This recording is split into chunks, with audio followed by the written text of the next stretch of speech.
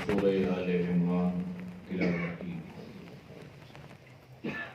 سورہ بقرہ کے بقیہ حصہ میں اللہ جل مجدہ نے احکامات کو بیان فرمایا ہے،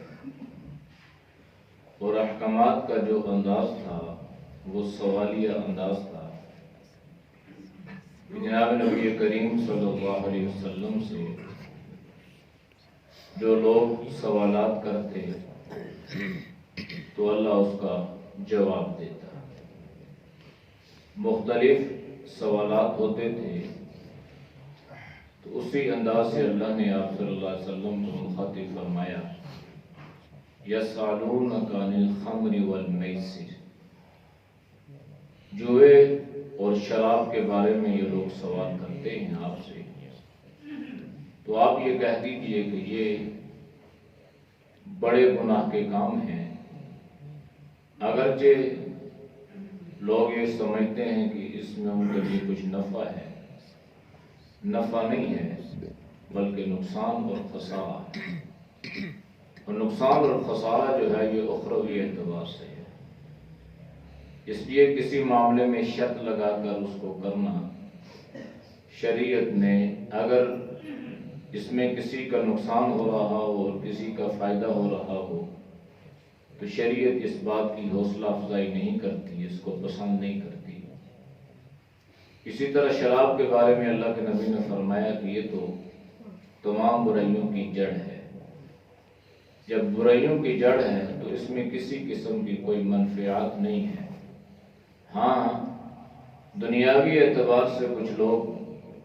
شراب کا کاروبار کرتے ہیں، دیکھنے میں یہ آتا ہے کہ وہ مالی اعتبار سے بہت وسعت رکھتے ہیں، لیکن یاد رکھنا حرام اگرچہ اللہ دنیا میں کسی کو عطا کر دے یا کوئی آدمی حرام کے پیچھے پڑ جائے اور اس کے مال میں وسعت ہو جائے تو یہ اس بات کی دلیل نہیں ہے کہ یہ انسان کامیاب ہے۔ اس لیے کہ زمانے جاہلیت میں بھی شراب کا کام تھا، شرابی لوگ تھے اور بہت بڑا ایک قسم کا بزنس تھا، لیکن جب اللہ نے احکامات اتار دیے اور اس سے منع کر دیا تو حدیث میں آتا ہے کہ اہل مدینہ نے شراب کے مٹکے توڑ دیے تھے، جن برتنوں میں شراب ڈالتے تھے وہ بھی توڑ دیے تھے، اور یہاں تک کہ مدینے کی گلیوں میں شراب یوں بہہ رہی تھی جس طرح بارش کا پانی موسلا دھار بہتا ہے۔ تو یہ اس بات کی دلیل تھی کہ اللہ کے احکامات کو وہ سر ہم کرتے تھے اور اللہ کا جو حکم جب آتا اس پر فوراً عمل کرتے تھے۔ اسی طرح اللہ پاک نے اس میں قتال کا ذکر فرمایا ہے اور قصاص اور دیت کے احکامات کو اللہ نے تفصیلاً بیان فرمایا ہے۔ قتال کے بارے میں اللہ نے فرمایا کہ دیکھو اللہ نے قتال کو تمہارے اوپر فرض قرار دیا ہے، کتب علیکم القتال وہو کرہ لکم، لیکن صورتحال یہ ہے کہ تم اس کو ناپسند کرتے ہو۔ جس طرح اللہ نے روزوں کے بارے میں ذکر کیا، یا ایھا الذین آمنوا کتب علیکم الصیام، اے ایمان والو تمہارے اوپر روزے فرض کیے گئے، اسی طرح اللہ نے قتال کا ذکر فرمایا کہ کتب علیکم القتال وہو کرہ لکم، قتال جہاد فی سبیل اللہ تمہارے اوپر فرض ہے اور تم اس کو ناپسند کرتے ہو، اور تم یہ سمجھتے ہو کہ اگر ہم قتال کریں گے، لڑائی کریں گے، جنگ میں جائیں گے تو ہو سکتا ہے موت آ جائے۔ تو اللہ نے قرآن کریم کی مختلف جگہوں میں ذکر کیا کہ موت کے لیے قتال شرط نہیں ہے، جہاد شرط نہیں ہے، میدان شرط نہیں ہے۔ موت تو ان لوگوں کو بھی آتی ہے جو بزدل لوگ گھروں میں بیٹھے رہتے ہیں اور موت اور خوف کے ڈر کی وجہ سے کبھی بھی وہ گھر سے باہر نہیں نکلتے، موت تو انہیں بھی آ کے دبوچ لیتی ہے۔ تو اللہ نے قرآن میں بیان فرمایا کہ انسان موت سے بھاگتا ہے، لیکن صورتحال یہ ہے کہ فَإِنَّهُ مُلَاقِيكُمْ، وہ موت تم سے لازمی ملاقات کرے گی۔ أَيْنَمَا تَكُونُوا يُدْرِكُمُ الْمَوْتُ وَلَوْ كُنْتُمْ فِي بُرُوجٍ مُشَيَّدَةٍ۔ اللہ نے قرآن میں ذکر کیا ہے کہ اگر تم مضبوط قلعوں میں بھی جا کے چھپ جاؤ گے کہ ہمیں موت نہ آئے، اللہ نے فرمایا کہ موت انہیں وہاں بھی دبوچ لے گی۔ اس لیے موت کے خوف اور ڈر کی وجہ سے قتال چھوڑ دینا، مادہ پرستی اور دنیا پرستی کی وجہ سے جہاد کا ترک دینا، یہ امت مسلمہ کی ذلت کا سبب بنا ہے۔ آج جو ساری دنیا میں مسلمان پس رہے ہیں اور مسلمان مغلوب ہو رہے ہیں اور مسلمانوں کا خون بہتا جا رہا ہے، گاجر اور مولی کی طرح مسلمان جو کٹتے جا رہے ہیں، اس کی وجہ یہی ہے۔ جب تک مسلمان دلیر تھے اور جہاد فی سبیل اللہ کے لیے میدان عمل میں تھے،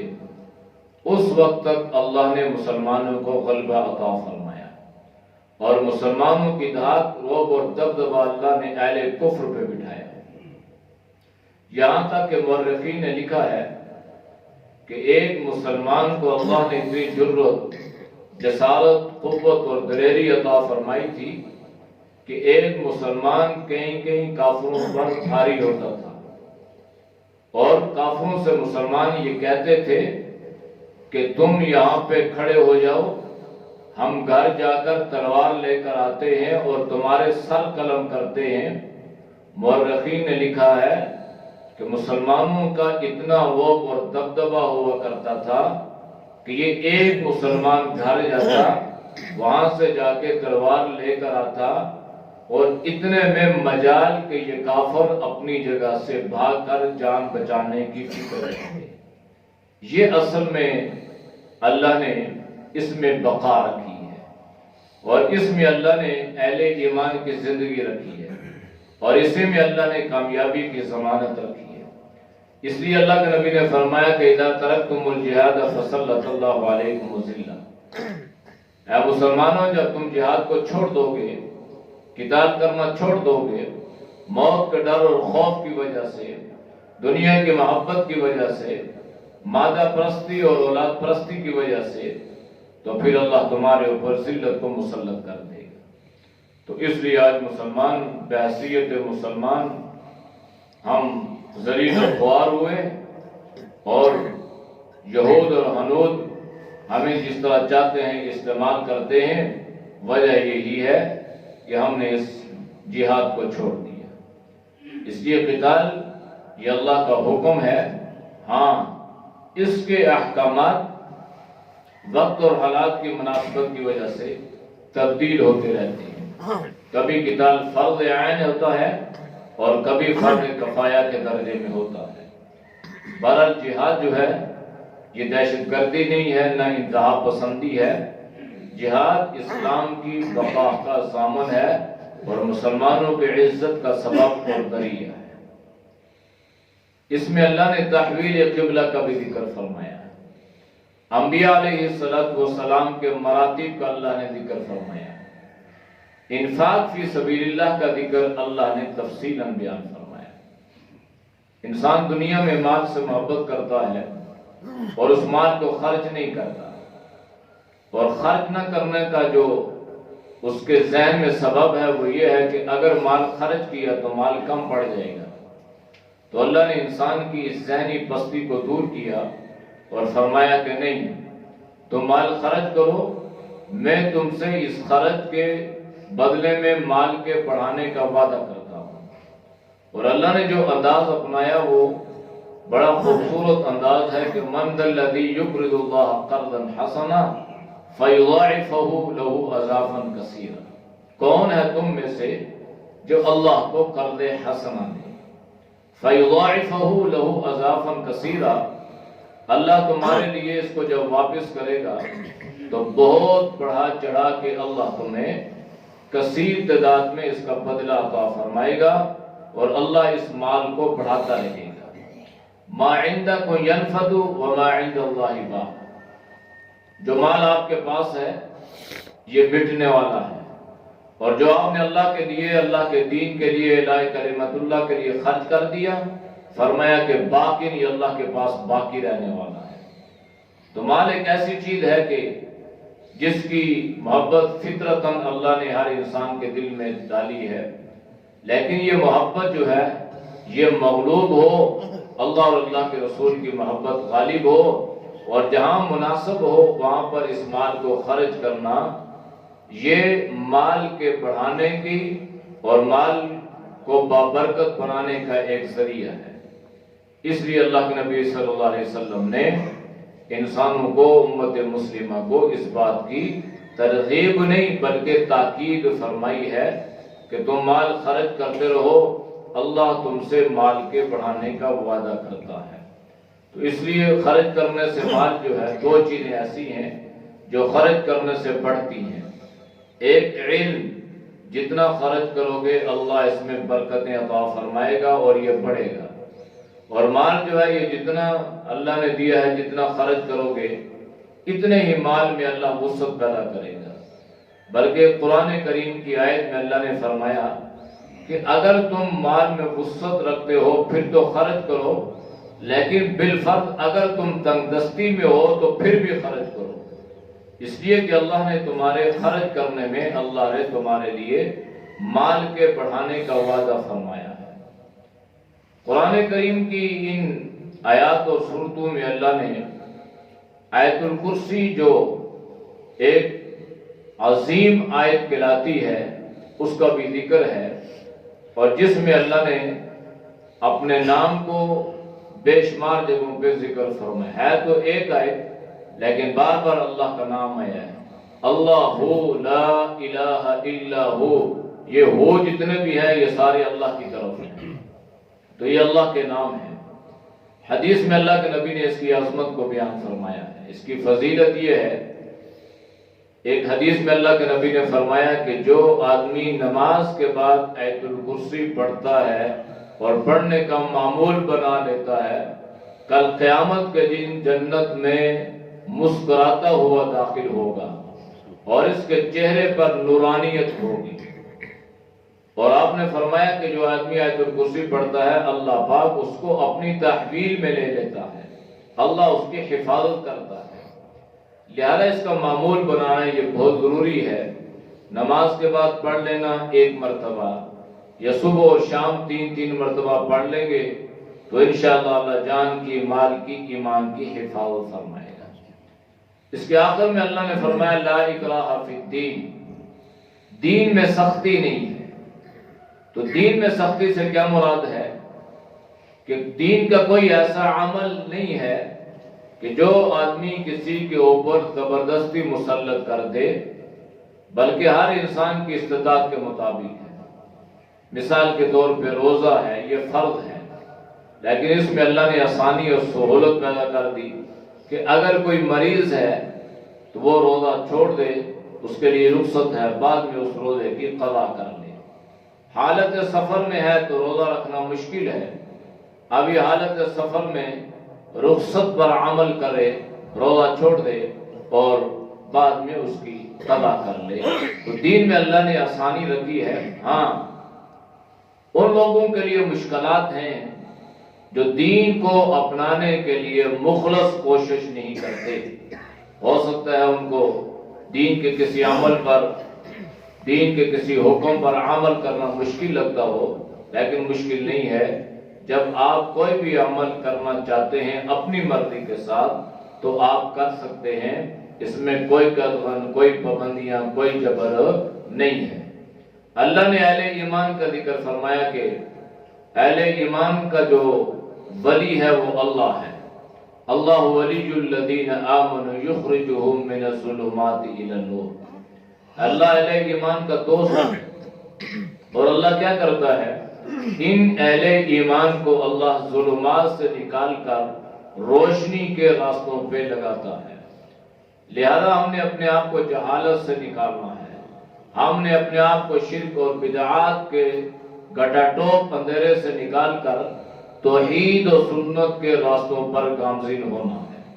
اور کہیں پر بھی خدا نخواستہ ایسا نہ ہو کہ عقائد میں یا ہمارے نظریات میں کوئی ایسی چیز شامل ہو جائے جس سے ہمارے اعمال جو ہیں یہ ضائع ہو جائیں اور اللہ ہم سے ناراض ہو جائے۔ تو یہ سورہ آل عمران جو ہے، اس میں اللہ نے حضرت عمران کا ذکر فرمایا جو جناب مریم سلام اللہ علیہا کے والد گرامی تھے۔ حضرت مریم کی والدہ نے یہ نیت کی، یہ ارادہ کیا کہ اگر اللہ نے مجھے اولاد عطا فرمائی اور بچہ اللہ نے عطا فرمایا تو میں اس کو بیت المقدس کی خدمت پر معمور کروں۔ یہ ایک نظر تھی، انی نظرت لک ما فی بطنی محررا فتقبل منی۔ لیکن ہوا یہ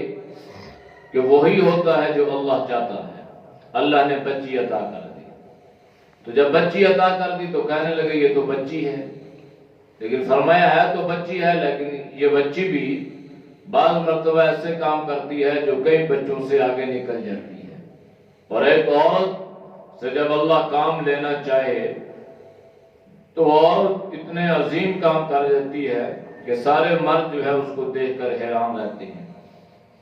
تو حضرت مریم حضرت زکریا جو ان کے خالد تھے ان کی کفالت میں آ گئی، اور حضرت زکریا علیہ السلام جب گھر سے باہر جاتے تو وہ گھر کے باہر سے قفل یعنی تالا لگا کے چلے جاتے۔